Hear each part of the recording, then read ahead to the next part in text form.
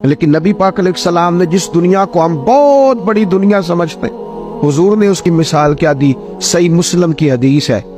دیکھیں کتنا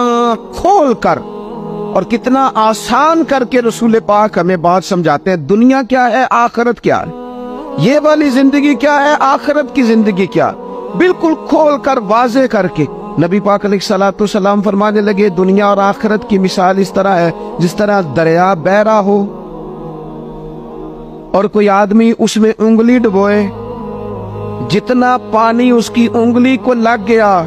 یہ دنیا ہے، اور جو باقی ٹھاٹھے مارتا دریا پیچھے ہے، سمندر پیچھے ہے، وہ سارا آخرت ہے۔ یہ اتنی سی دنیا ہے، یہ صحیح مسلم میں موجود ہے۔ اتنی سی دنیا کے لیے اتنے پاپڑ بیلنا، اتنی سی دنیا کے لیے اتنے ظلم کرنا، اتنی سی دنیا کے لیے اتنے حق ضائع کرنا،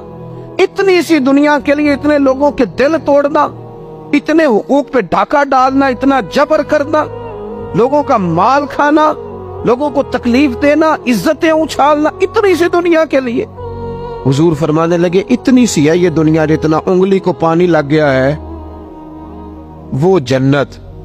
جو نری جنت نہیں، خدا کا فضل ہے، جو اللہ کی عطا ہے اپنے بندوں کے لیے۔ میرے کریم فرمانے لگے اس جنت میں وہ نعمتیں ہیں نہ کسی آنکھ نے دیکھی، نہ کسی کان نے سنی، نہ تمہارے دل پر کبھی خیال ہی گزرا ہوگا کہ ہمارا رب ہمیں یہ عطا فرمانے والا ہے۔